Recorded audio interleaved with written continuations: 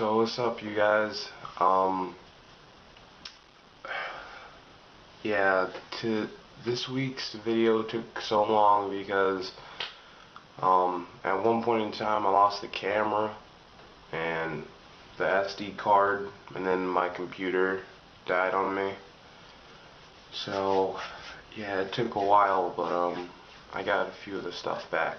So I'll try to do the best I can. And the one thing that we're going to talk about today is using two versions of the Bible.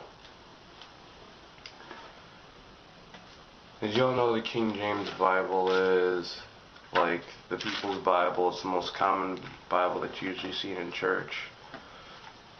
Well, at least you see in a Seventh-day Adventist church. But a few weeks after my baptism, I got a copy of the Clear Word.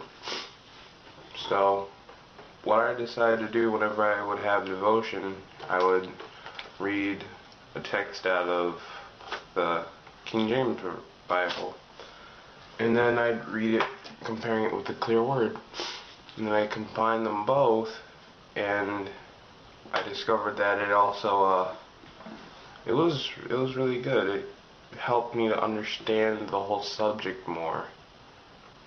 And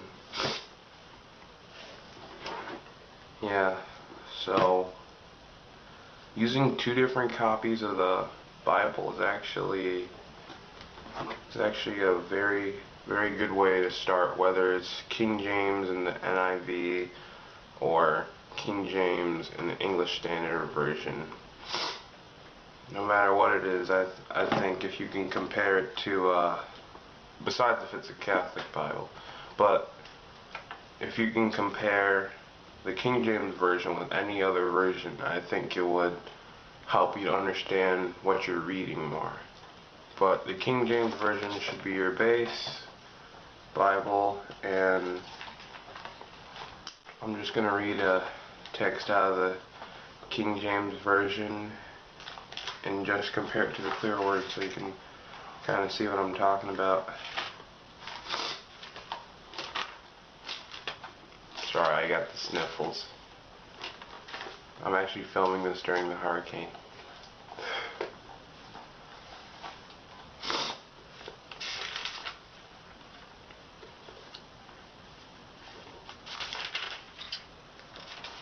Let me find a text.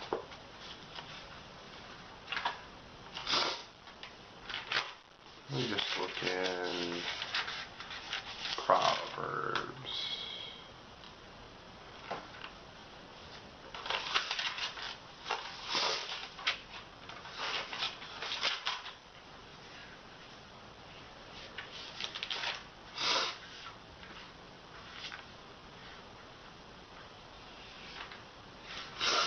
Okay, here's one. Proverbs chapter 17, and I'm going to be reading through verse 1 to 5.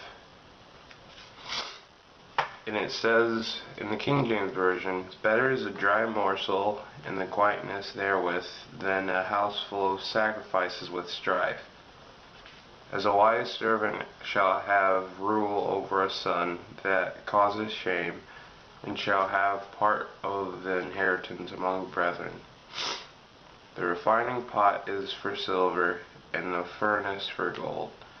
But the Lord trieth the heart. A wicked doer giveth heed to false lips, and a liar giveth ear to a naughty tongue. Whoso mocketh the poor reproacheth his Maker, and he that is glad at calamities shall not be unpunished. Children's children are the crown of old men, and the glory of children are their fathers." So that's King James. Now let's compare it to the Clear Word.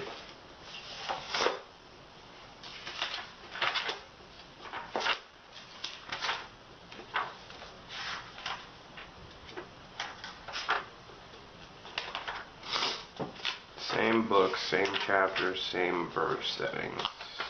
Proverbs chapter 17, verse 1 to 6.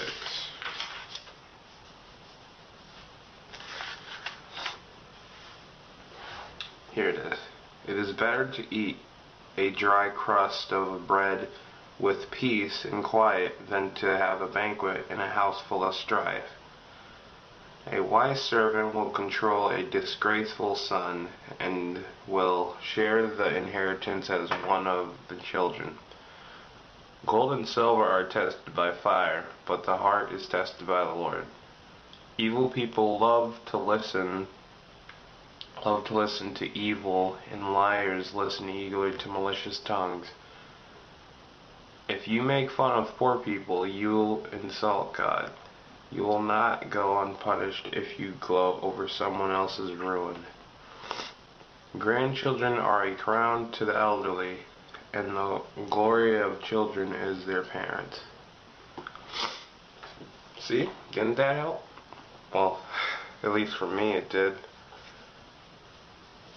So, verse 1, basically broken down, means that it's better to live in peace and quiet with nothing than to live in a house full of misery but still have everything that you need.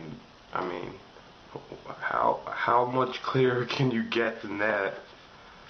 But yeah. Oh, and also from that part of today's lesson about Hurricane Irene.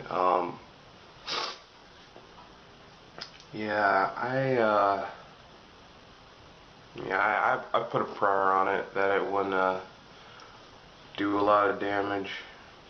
I asked God to protect us and to protect the others out there, and that there wouldn't be so much damage done. I mean, in terms of the loss of life, and so far it's been answered, because it's not like a tree fell down in my neighborhood or anything, or if we have flooding. I mean, I don't really know if we have flooding yet. I looked outside my window, but I didn't go down the street on the corner, so.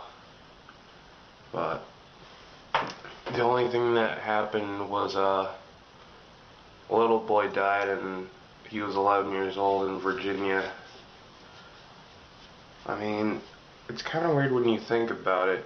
One death actually seems a lot more tragic than a lot of other